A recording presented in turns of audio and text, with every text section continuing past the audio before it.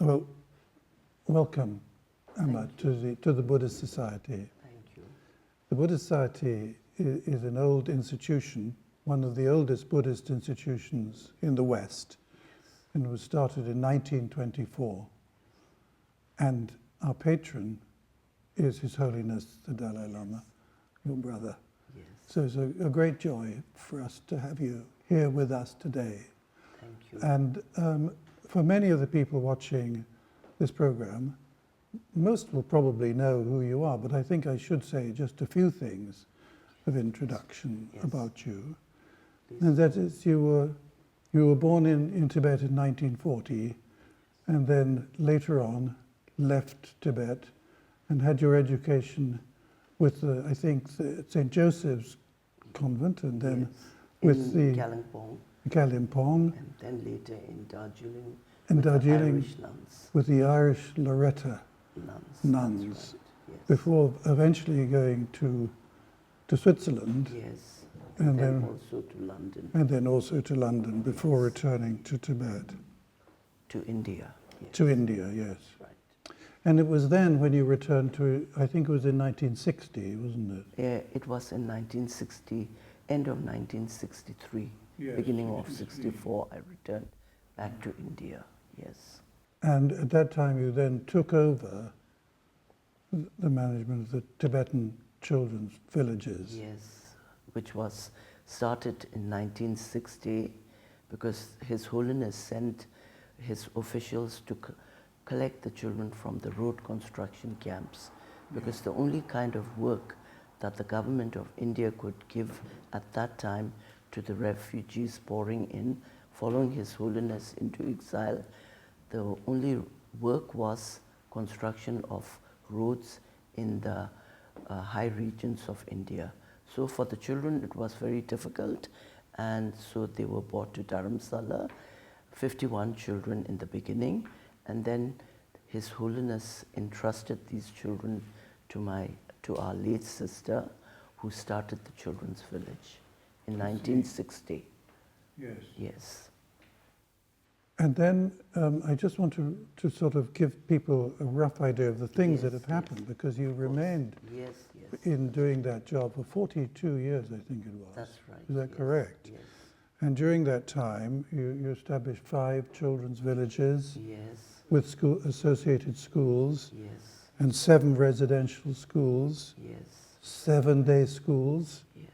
10 daycare centers, 4 vocational training centers, 4 youth hostels, Yes. 4 homes for the elderly, and an outreach program for over 2,000 children. That's right. And in all, there have been 15,000 children and youths in the Tibetan children villages. But now the number has dwindled down because, we are getting less and less children coming from Tibet. Before, we used to receive each year over 1,000 children from Tibet, because the border was open and children could come from Tibet. And sometimes in one year as many as 1,000 children would come across the border. And once you have the children in the village, you have to keep them till they finish their schooling. So they remained with us, depending on their age, they remained with us for 8, 10, 12 years.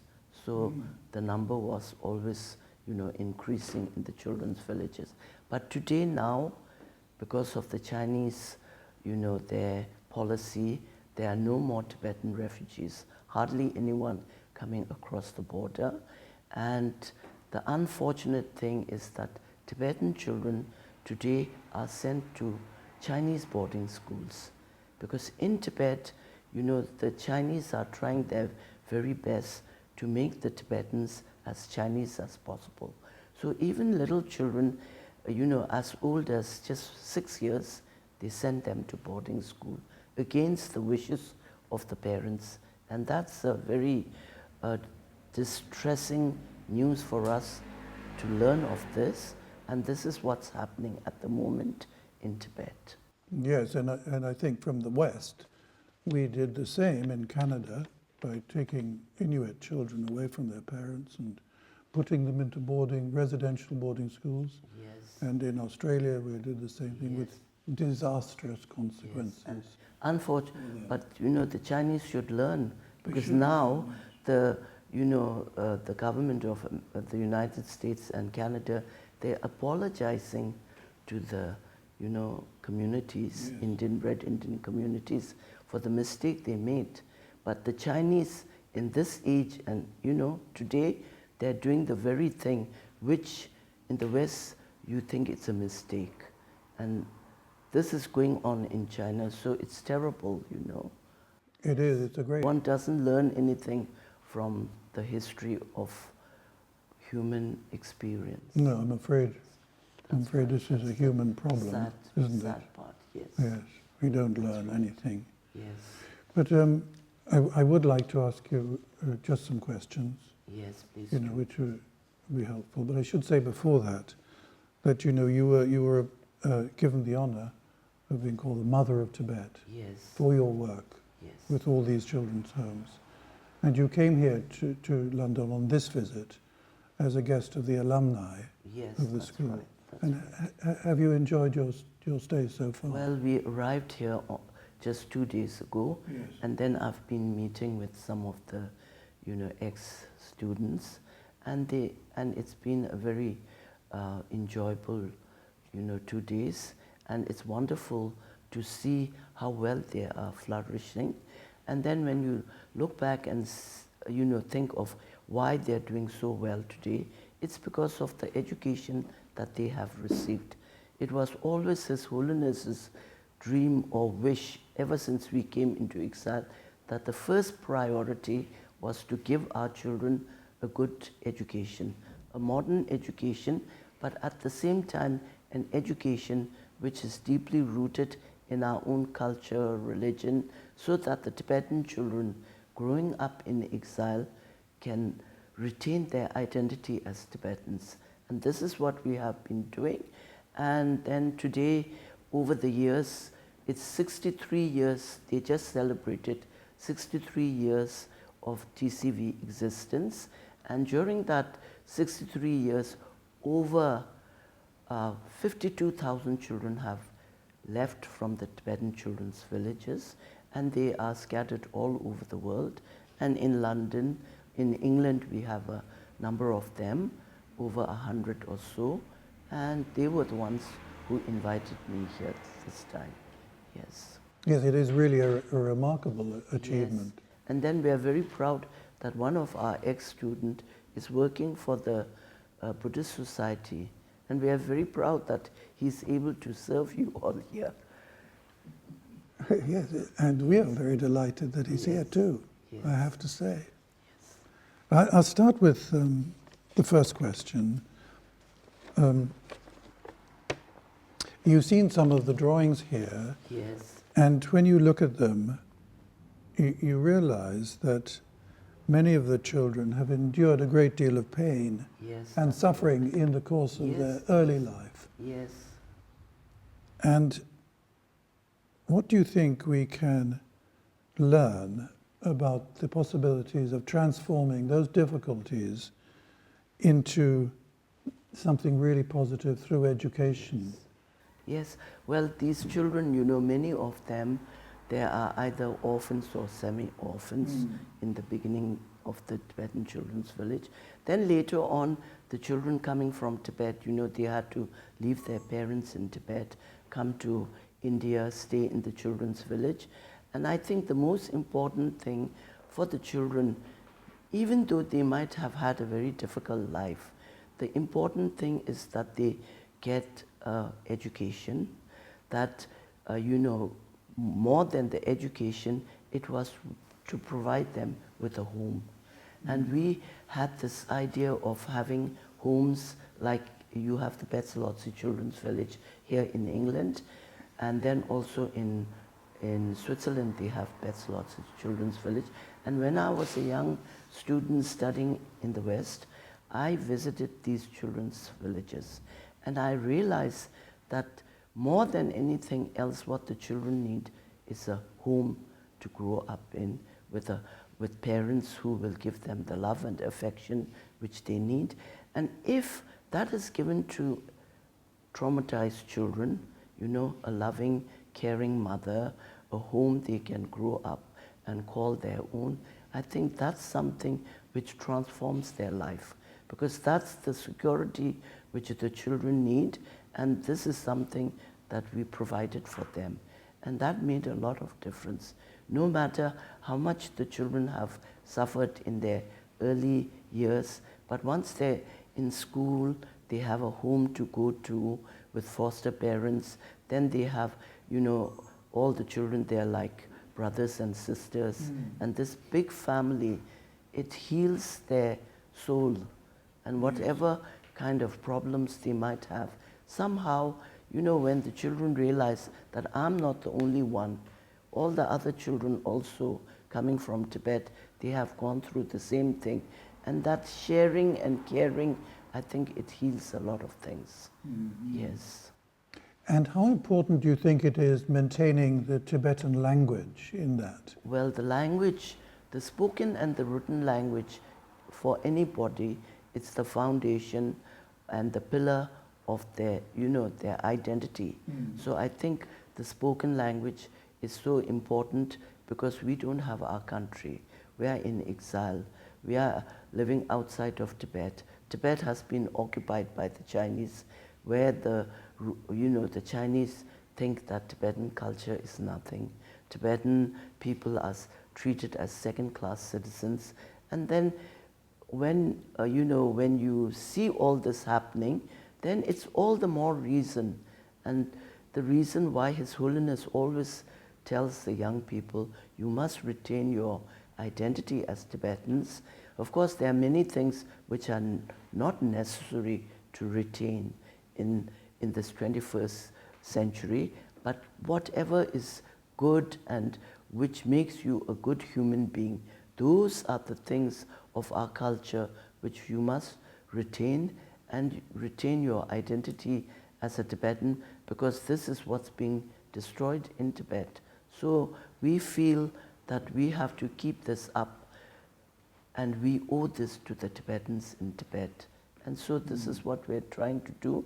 And I think to a certain extent we have not failed, because wherever we see our young Tibetans, you know, today now the you know, third and fourth generation of Tibetans are living in exile, and they are all making an effort that the children speak the language, that they're brought up in a Tibetan, you know, a sort of atmosphere where they learn to retain what is Tibetan.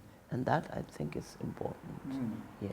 I mean, I think there's a good reason why they call it the mother tongue.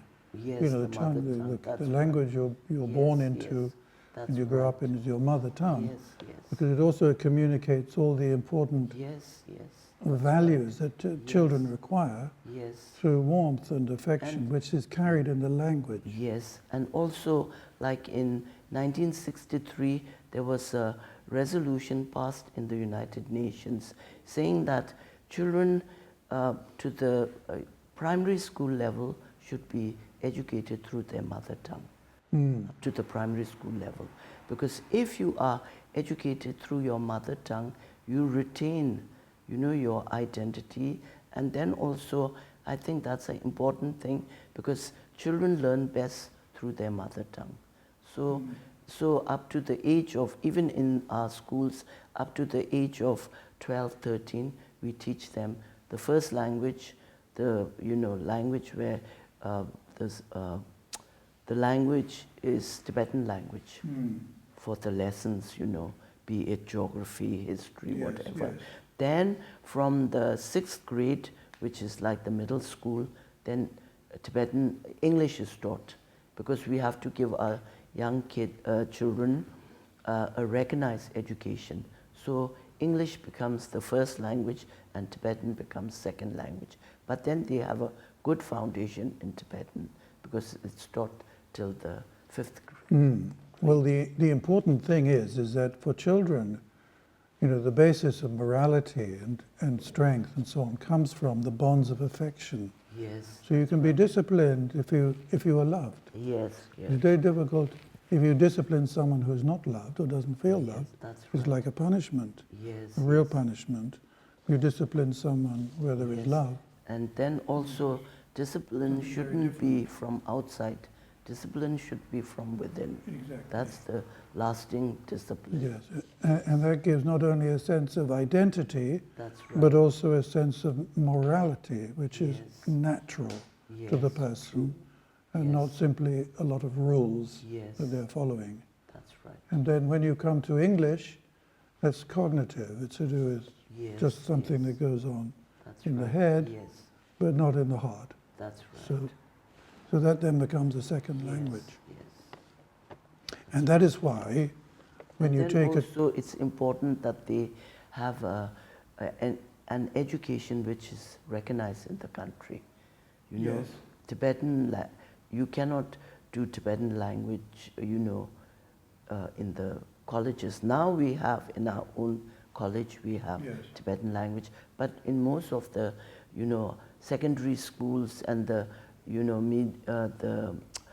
the high school where they have to sit for an examination, you cannot do it in Tibetan at the moment. They have to do it in English. And then that's according to the rules of the Board of Secondary Education in India. It's mostly either in Hindi or in one of the, languages that are recognized in India. And at the moment, in the high school, Tibetan is not recognized, unfortunately. yes, Yes. yes. Well, it's a wonderful thing to have that, Yes. that opportunity to be brought up with your own language That's right. and your own culture. That's right. You've experienced educating children who've suffered a great deal.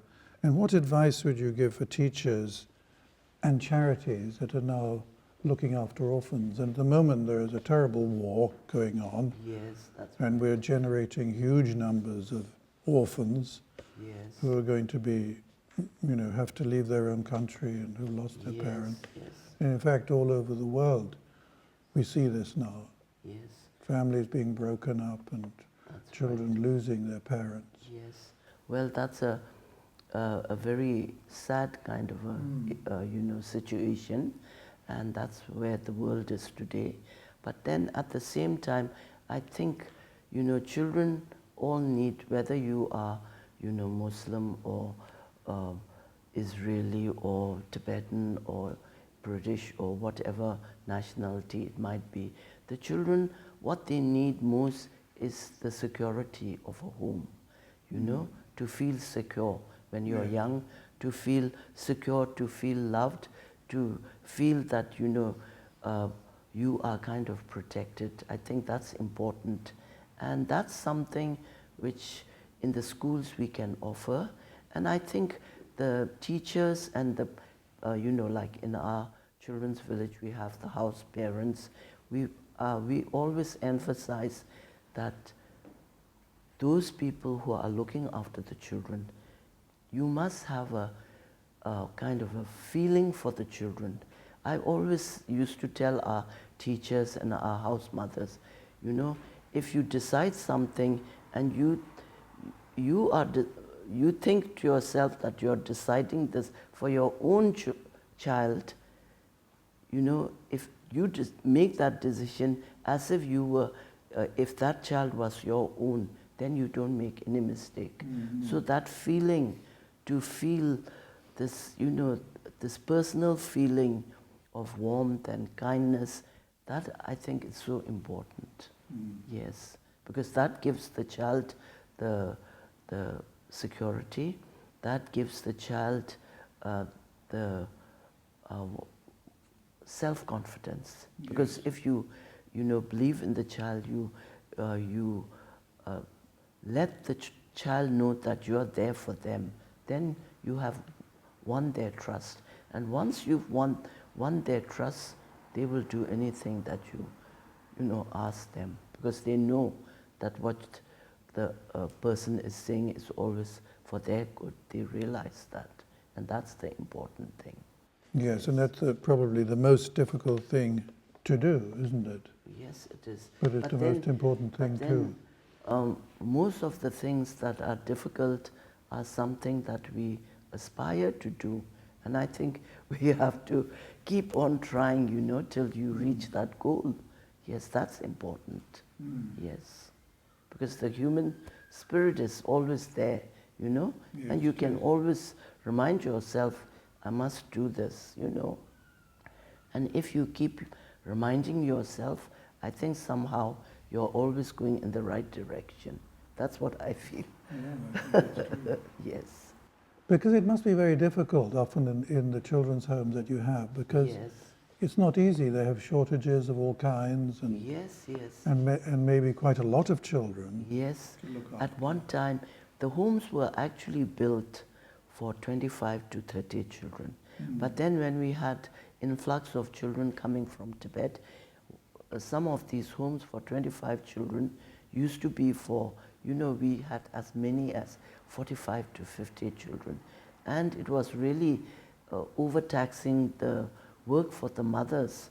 But then we also realized that we have to do this because there was no alternative. And then if everybody tries, to do their best, somehow some results will come out, And there are always people all over the world who have, very generous, big hearts, and they're always there to come and give their support. And that support is also so important. And it's also so encouraging that the work gets going, yes. I see that you still have a program where you can actually support a child. Yes, yes. The work of the Tibetan Children's villages, in the homes, in the schools, it's all through sponsorship. And at the moment, a sponsor pays like $60 a month for the upkeep of that child. That takes care of the education, the fooding, the clothing, everything for one child.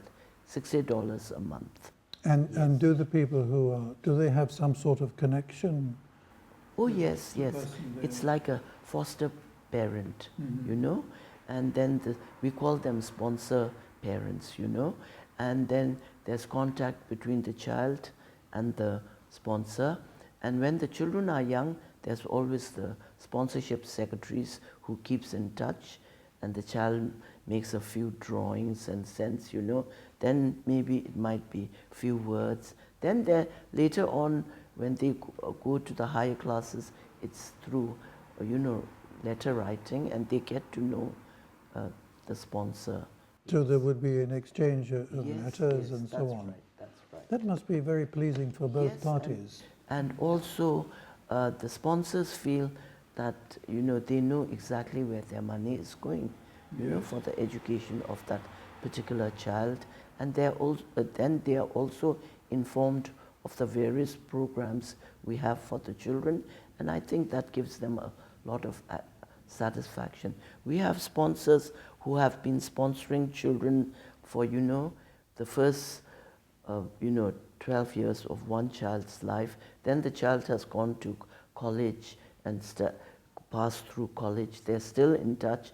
Then they sponsor another child from the age of 8 or 9. And there are some sponsors who are sponsoring now the 4th children, in the children's village. Yes. Mm-hmm. Yeah, it must be And then very satisfying. I was just talking to a sponsor this morning, and he said his sponsored child has been educated through TCV, finished college, has gone to the United States, and now she is going to come to visit his family. Yes. Yeah, So that must be that very contact has been going on for 20, 30 years, Yes. Yeah. Yes. Because I remember when I went to visit Dharamsala in the 1960s, I see. there were yes. many children who were coming from Tibet, and, Yes. and there was a lot of malnutrition there, That's right. Yes. which was yes. creating a lot of Yes. quite serious Yes, difficulties. that's right. In the 60s, it was really difficult. Yes. We didn't have enough of clothing, fooding, shelter, everything. Everything was a real problem. That's right. So it is amazing to see what you've actually achieved over that period. Well, that was actually due to the far-sightedness of His Holiness, saying that we have to give a good education to the children. Then secondly, also, it's because of the kind people all over the world who helped us to educate the children. Without the help, that we have received from individuals who sponsor the children to organizations that, that put up the buildings and gave money for different projects, hospital project, funding of hostels and different projects. So if that help didn't come, we wouldn't be able to do all this. Yes. So it's also thanks to all our many donors who helped us. Yes. Many of the children are sort of damaged, or they have a lot of trauma from their childhoods. And in a way, you've partially answered the question, but it says, what special educational needs do they have? Do they have any particular special needs? Now we have, young people who have been trained as, counselors, and they help the children, because the home mothers, they identify, maybe it's a teacher or a home mother that will identify certain children that need some sort of counseling or, special treatment. But then there are very few, because when you live in the children's village and everybody has the same kind of, problem, I think they also have this kind of, they heal each other's, pains, the inner pains, because they say, I'm not alone. They are my, my elder sister in the home, she went through the same thing. And then what I'm going through, he went through the same. When you feel this, then your own problems become less. But when you see the larger, the larger sense of seeing that other people also have gone through this kind of problem, then I think your problem becomes less. And that's another way of sharing and learning and accepting, to accept something that has happened to you and to realize that this is something that has been in the past, and now, today, we Tibetans have a saying, yesterday is something which is already finished. Tomorrow will take care of itself. Let's make the best of the present. And you must live in the present and try to make the best of that. That is the important thing. And I think, and the sooner we realize that, you're a happier person. Don't you think so? Yes. Yes, but of course, children who desperately miss their mothers and so on, they can't, it's so difficult to live in the present. That's true, but then there's always somebody there, the house mother or a teacher, because we say in our children's village that this village is one big family. Yes. And that sense of family and that sense of unity, that sense of saying that we all are together here, the teachers are there for the children, the house parents are there, all the workers in the village, we feel that the children are our children. And that way, I think it builds something, because now today it's the, our ex-students who are here now working, who have been educated, they still feel that they have to do something for TCV. And today, the ex-students are bringing like 25% of the revenue for running the children's village. It's coming from our Tibetan community.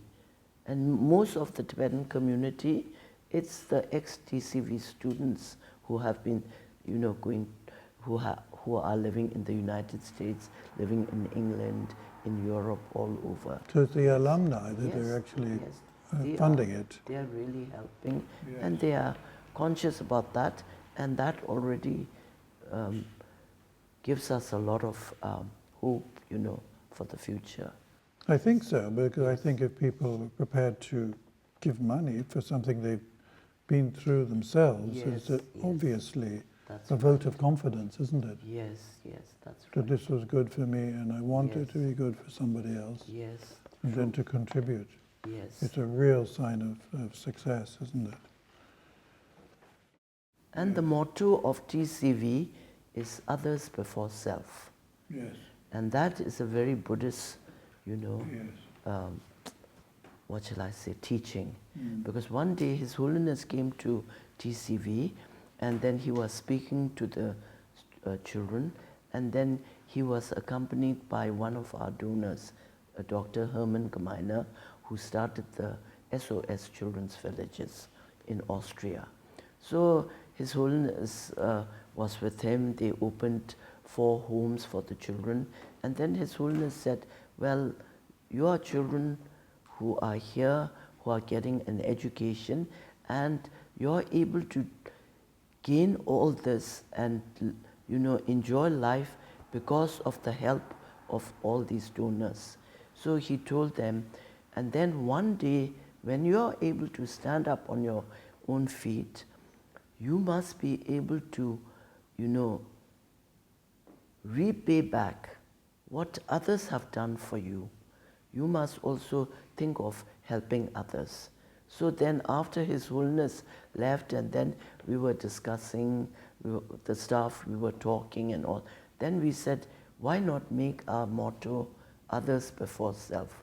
So all the TCV students, the motto is others before self. And of course, I think that has left an imprint on their minds, And that makes a lot of difference, because wherever they are, they want to help the children who are there. And many of them are sponsoring children, sending donations, all that is happening, yes. Yes, it's interesting because in the society we showed your film, Yes. and it has others before self over Yes, that's right, one of the schools. Yes. And of course, very often for Western people, we think, oh, I'm not so sure about that. Yes. But actually, the truth is it's actually Yes. more natural than self before others. Yes. But we tend to think of it the other way around. Yes. Yes, true, But- true. Well, Yes. you sort of see it with a bit of shock, Yes. partly of recognition that that's Yes. the right thing to do. And that's That's right. the way to be happy, Yes, true. ultimately. And that's also very Buddhist. Yes, Yes. yes. Yeah. So if one has limited amounts of money, what do you Yes. think is the best way to actually target that money towards? Well, Orphans and children. it depends on, like at the moment in TCV, the old hospital that we had, Mhm. it was, it was built by the Swiss Red Cross in the early 60s, and now the building is falling apart and all. So, like, we are building a new hospital, and we got a lot of help from the German organization. But then, once a hospital is built, you have to furnish it, you have to buy the medical, supplies, instruments, everything. So in that respect, there are always projects where somebody who might donate $10, 10 pounds, or, £100, there's always something where it'll be most useful.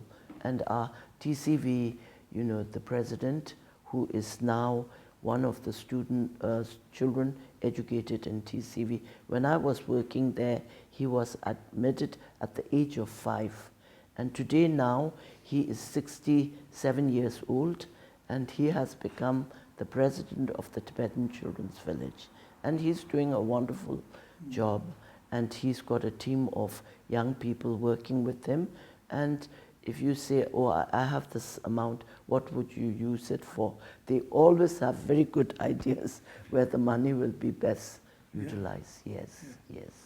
Well, that's a real we also testimony, have isn't a it? project manager, so she keeps in touch with all the other schools, what are their needs, what are the ones, you know, most needed, most urgent, and that's always the most needed project is put on the top list. Yes. Yes. Yeah, So you can rest assured that whatever is sent to TCV is never wasted. You know, one of our donors used to tell us, you know, at the office, he just cannot believe how TCV can stretch £1, you know, in using this money. He says, you all are very good. So that way, yes. Yes, because in these gigantic organizations, Yes, which are kind of impersonal, like the NHS, you know, yes, yes.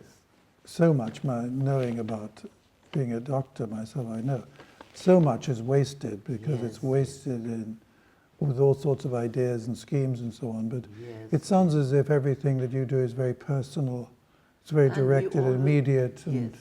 there's And we no always make complications. sure that, you know, very little is spent on the administration. on the administration. Yes, because out of all the funding that we get, when I left TCV, that was like now about 18 years ago, I retired. So at that time, you know, when I calculated the management or administrative expenses was just 3.5% of what we received. So I don't think it's even much higher, because since the number of children has gone down, the staff has also, the number has gone down. So it'll still be around 3 or 4, not more than 5% going Yes. for administrative. No, and I expenses. think that's very important for donors, Yes, isn't it? Or anyone that's watching right. this program, Yes, you know, that's watching right. this, to know yes, that's right. that any money they give won't be That's right. going up a sort of No. administrative chimney, you know, into Yes, into that's the right. air. Yes, It will true. actually be spent directly Yes, on yes. what is That- needed. You can be assured. Yes, that's really, really important. Yes. And I'm sure that, you know, the work that you've done has been extremely inspirational, you know, to other people. I mean, would you have a sort of message from all your years? You know? Well, for me, you know, the work has always been trying to do what His Holiness kind of envisioned Yes. for the children. He always calls the children the future seeds of Tibet. Yes. And I always felt that it's so important to nurture this future seed properly. And I think when you have this kind of a feeling in your heart that you have to nurture this seed properly, then I think whatever you do, there will be good results. Because, you know, when you are when you're doing gardening, for example, to have these tulips, you know, coming out well, you know how much you have to, the trouble you have to take to water it, to put the, you know, the soil with the manure, everything, before you get this tulip up here. You know, a lot of people have worked for this, yes? And so like to, I think, for the children to have them blooming as a wonderful, you know, human being, I think those of us who are looking after them, we have to feel this. And if you feel this dedication and this conviction, then you don't make a mistake, I think. That's the most important thing. And then His Holiness is always an inspiration for us, always. Yes. So his kind of guiding, you know, force is always there. And that makes us go a long way, yes. And I think you've made a very good point. And also, you know, there is something in the tulip that makes it into, it's already there, that makes Yes, it this that's beautiful right. tulip. Yes. And it's the same with human beings. It's Yes, actually yes, all yes. there, isn't We it? all have that. But we have Yes, to just give the right things, and yes, yes. the right things will come out True, of it. true. Yes. So you must have had it must have been very deeply satisfying for you over the years to see so many alumni coming out, right. people who obviously started with great difficulties and then Yes. grew up and... Yes. Well, like His Holiness always says, once you're born as a human being, the most important thing is that you lead a good life, a life that helps others. And I think, doing the work for the children, that was my way of doing something good with my life, and I'm satisfied. And I'm grateful that I was given that opportunity to do the work that I did. Yes. And that's the greatest satisfaction. Yes, and I think your presence here and people who meet you will be inspired to follow in your footsteps too, and make a contribution. But at least also. I hope the ex-students, Yes. students who have come through, Yeah. they are all doing a wonderful job. Yes, to contribute in the That's way right. that they can. They are, yes. Yes. And that's wonderful to see. Yes. Because we tend to think, oh, I can't do anything, or it's all too difficult, and I can't help other people. But of course, one Yes. can. One can. One Yes. should never give up. No, His Holiness says, never give up. And that's the, motto. We should not give up. But I'd like to ask you, though, what you think about the sort of present situation in Tibet, and perhaps about the future, the possible future for the Tibetan people. Yes. The present situation in Tibet, within Tibet, it's very sad, it's very bad. Like I was telling you about the children being sent to be, brought up as Chinese. That's a terrible thing. And there's nothing we can do about that. But then those of us who are living outside of Tibet, well, I'm under the guidance of His Holiness, we are all doing well, and we never give up our hope that we will return back to Tibet, and that hope keeps us going. And I think as long as that hope is there, we Tibetans, we will flourish well, and that I think we all have to keep in our mind and do our best as parents, as teachers, whatever you're doing in your life, Yes, that I feel. I mean, we've been sort of concerned, it is not to do with children's homes, Yes. but the climatic changes that are taking place in Tibet Yes. because of the The drying environment. out of the Tibetan That's right. plateau. That's right. Tibet is known now as the third pole, Yes. and because the glaciers in Tibet, they're all melting down much faster than what it used to be before. And I think with the global warming, Tibet, in a way, plays a very important role, because all the rivers in India, in Southeast Asia, it's all flowing from Tibet. So when the glaciers all melt, they're flooding everywhere. And then, if the rivers dry up, that'll be a terrible disaster for, more than half of the world's population depend on these waters which are coming from Tibet.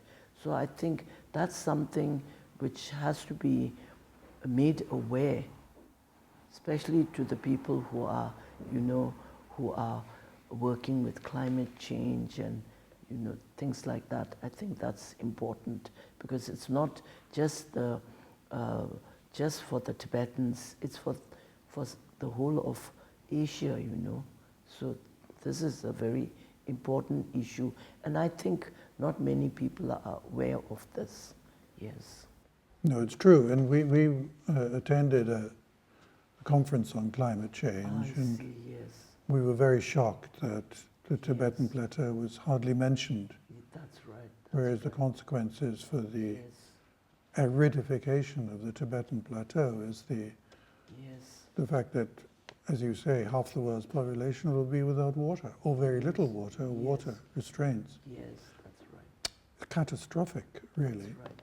Yes. And I suppose, as a Tibetan, you're able to make people aware of this, aren't you, as well? the diaspora is able Yes, to say, we look, try our our best, country is yes. drying We out. do.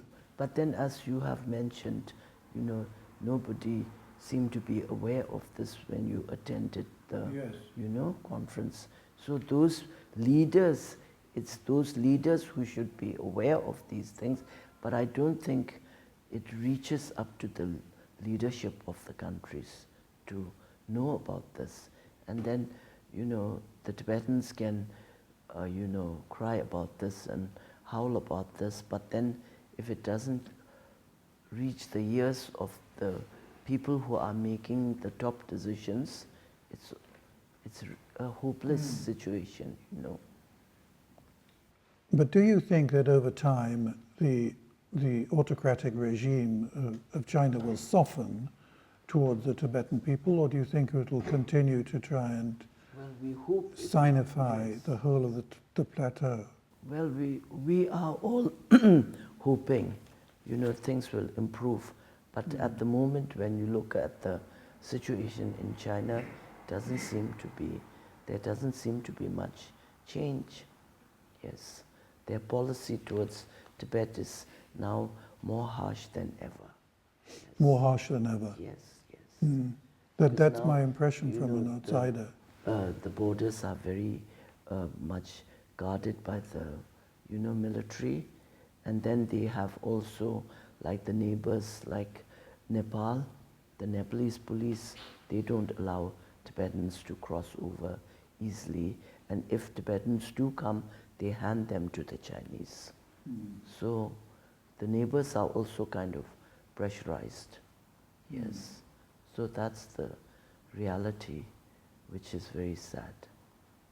But we hope things will slowly change, but I don't know how soon. Anyway, we keep hoping that things will be for the better. Yes.